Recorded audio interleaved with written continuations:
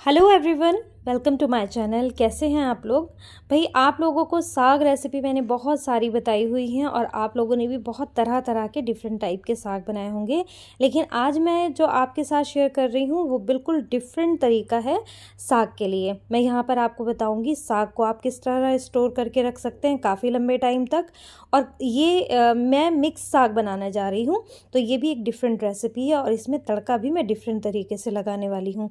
तो साग के शौकीन बहुत लोग हैं जिनको दूसरे तीसरे दिन साग चाहिए होता है और साग बनाने में बड़ी मेहनत लगती है।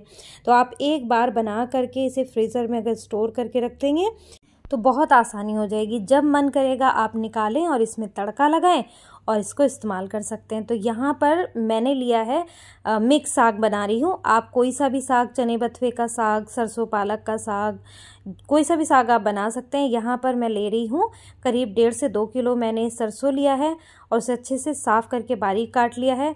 यहाँ पर आधा किलो मैंने बथुआ लिया है और साथ ही मैंने 1 किलो लिया है पालक। इसमें आप सोया भी डाल सकते हैं, इसमें आप चना भी डाल सकते हैं मिक्स अगर आप बना रहे हैं, और मेथी वगैरह भी आप डाल सकते हैं। मैंने यहाँ पर ये 3 चीज़ें ली हैं, बथुआ, पालक और सरसों। तो यहाँ पर ये 3 चीज़ें मैं तैयार करूँगी, 3 चीज़ों का साग, और इसे मैं आज स्टोर करके आपको दिखाऊंगी कि जब भी आप स्टोर करें तो आपको क्या क्या चीज़ों का ध्यान रखना चाहिए जिससे कि जो साग है उसका टेस्ट बरकरार रहे और जब भी आप तड़का लगाएं तो मज़ा आ जाए आपको खाने में। तो चलिए अब हम इसे तैयार कर लेते हैं। यहाँ पर मैंने साग काट करके तो रख लिया था। अब हमने इसको सबसे पहले काम क्या करना है कि चने बथुआ या कोई सा भी साग हो, कोई सी भी पत्तेदार सब्जी हो, आप उसे खूब डूबते पानी में यानी कि खूब खुले पानी में डुबो कर धोएंगे। इससे क्या होगा कि जो मिट्टी है ना, जो लीफी वेजिटेबल होती है उसमें जो है ना मिट्टी बहुत हो जाती है, तो वो मिट्टी पूरी निकल जाएगी। तो 3 से 4 बार हमने इसको डुबो के अच्छे से धोना है। जब मैं धो लूँगी फिर मैं आपको दिखाऊंगी कि हमने इसे क्या करना है। तो यहाँ पर मैंने जो सब्ज़ी है उसे अच्छे से धो दिया है और इन सब्जियों को मिक्स भी कर दिया था। मिक्स करके ही मैंने धो लिया था।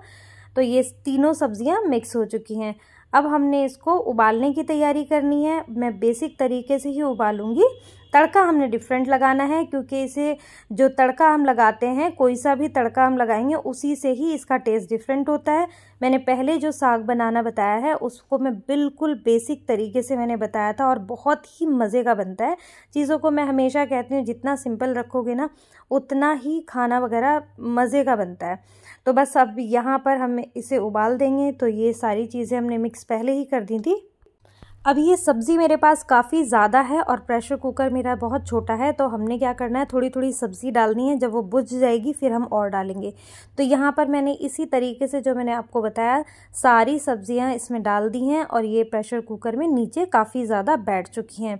तो अब मैं आपको दिखा देती हूँ इसमें मैंने क्या क्या चीज़ें डाली हैं।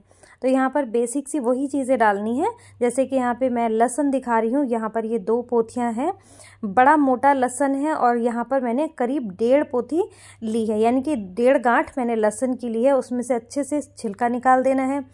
8 से 10 हमने यहाँ पर हरी मिर्च ली है। इसमें इस टाइम पर हम मिर्च थोड़ी कम रखेंगे क्योंकि तड़के में भी हम बताएंगे आपने किस तरह से मिर्च डालनी है। तो डिफरेंट सा तरीका है, आप देखिएगा आपको बहुत अच्छा लगेगा। और यहीं पर मैंने अदरक लिया है। अदरक के करीब 2 से 2.5 इंच का टुकड़ा था जिसको हमने छील करके काट करके साफ़ कर लिया, छोटे टुकड़ों में काट दिया था। अब यहाँ पर मैं 1 चम्मच ले रही हूँ नमक और 1/4 टीस्पून ले रही हूँ हल्दी। तो यहाँ पर नमक और मिर्च, हल्दी सभी हमने थोड़ा कम क्वांटिटी में डालनी है जिससे कि इसका कलर बरकरार रहे। तो अब ये सारे ही मसाले हमने इसमें डाल देने हैं। यहाँ पर नमक, हल्दी वगैरह में मिर्च, ये तीनों चीज़ें कम डालने के लिए इसलिए बता रही हूँ क्योंकि हमने इसे स्टोर करके रखना है। अगर आप शुरू में ही डाल देंगे तो फिर पकाते टाइम या तो नमक तेज़ हो जाएगा या मिर्च तेज़ हो जाएगी, कुछ ना कुछ ऐसा रहेगा। और हल्दी से इसका कलर जो है ना अच्छा रहेगा अगर आप कम डालेंगे। तो बस यहाँ पर हमने इसे उबाल दिया और इसे ठंडा करने के लिए रख दिया है। और जब ये अच्छे से ठंडा हो जाएगा तो हमने इसको पीसना है। अब पीसना किस तरह से है, मिक्सी में हमने यहाँ पर पल्स मोड पर इसको, यानी कि मिक्सी को थोड़ा थोड़ा हम बंद करते रहे, चलाते रहे, इस तरह हमने इसको दरदरा पीसना है। ये देखिए मैं आपको दिखा रही हूँ कि इसमें चंक्स अभी बाकी हैं। जब भी अच्छा अगर आपको साग बनाना है, क्योंकि अब घोटने वगैरह तो लोगों के घरों में नहीं होते, जिनके घर में है वो तो जाहिर है घोटने से ही घोटेंगे, नहीं तो वो इसको इस तरह से पीस सकते हैं, तो बहुत अच्छा पीसेगा। अब यहाँ पर मैंने जो बड़ा वाला डब्बा है ना, ये वाला, इतना मैंने ताज़ा ही बना दिया था। ताज़ा मैंने आपको बनाना बताया हुआ है, तो इसलिए मैंने आपको दिखाया नहीं। अब ये मैं स्टोर करके फ्रीज़र में रख दूँगी। अब ये मैंने फ्रीज़र में जमा कर रख दिया था, और आपको ध्यान रहे कि आपने आलन नहीं लगाना है। स्टोर करने से पहले आलन बिल्कुल नहीं लगाएंगे। तो यहाँ पर मैंने इसे निकाल करके डिफ्रोज़ कर दिया था जब मुझे दोबारा बनाना था। ये काफ़ी दिन बाद की क्लिप है, 2 से 3 दिन बाद की। तो इसको हमने डिफ्रोज़ कर लिया। और रखने से पहले मैं बार बार बता रही हूँ कि आपने आलन नहीं लगाना है, क्योंकि आलन थोड़ा सा भी अगर मौसम थोड़ा सा भी बदलता है तो आलन सबसे पहले ख़मीर होगा और इसका टेस्ट ख़राब हो जाएगा, साग का टेस्ट। तो बस ये डिफ्रोज़ हो गया था। पहले मैं ये वाली कटोरी में ना थोड़ा सा आलन लगाऊंगी, फिर बाद में हम मिक्स कर देंगे। तो यहाँ पर अच्छे से डिफ्रोज़ जब दोनों डब्बे हमारे हो गए थे, आज मैं दोनों ही डब्बे ख़त्म कर दूँगी, तो वो मैं आपको दिखा रही हूँ।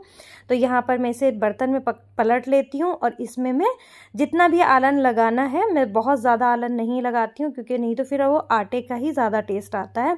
मक्के का आटा ले, सबसे बेस्ट है। तो यहाँ पर 1.5 से 2 चम्मच हमने, जो हम सर्विंग स्पून है वो वाला, हमने यहाँ पर 1 चम्मच मैंने दिखाया, लेकिन मैंने यहाँ पर 2 चम्मच डाला था।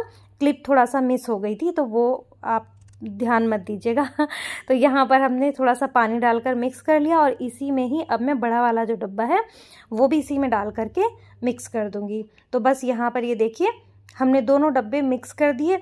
2 चम्मच जो सर्विंग स्पून है वो मैंने यहाँ पर आलन लगाया है, यानी कि मक्की के आटे का आलन। आप चाहें तो गेहूं के आटे का भी लगा सकते हैं। अब हम लगाएंगे तड़का। तड़का मैं हमेशा ही कोशिश करती हूँ कि मिट्टी के बर्तन में लगाऊं, इससे इसका टेस्ट बहुत अच्छा आता है। तो यहाँ पर मैं मस्टर्ड ऑयल ले रही हूँ। मस्टर्ड ऑयल मुझे सबसे ज़्यादा बेहतरीन लगता है, सरसों के साग हो या कोई भी साग हो, मस्टर्ड ऑयल। कई लोग देसी घी में भी लगाते हैं, तो आप चाहें तो देसी घी में लगा लें, लेकिन एक बार आप ये ज़रूर ट्राई करिएगा, हो सकता है आपको भी मेरी तरह पसंद आए। तो इसे अच्छे से हम पका लेंगे। जब ये धुआं इसमें अच्छे से उठ जाएगा, इसे थोड़ा सा हम ठंडा होने देंगे। उसके बाद हम इसमें जो तड़के की चीज़ें हैं वो हम डालेंगे। लेकिन मैं डबल तड़के का जो है साग बनाती हूँ। कभी भी आप डबल तड़के का साग बनाएंगे ना, तो उसका टेस्ट बिल्कुल डिफरेंट होगा।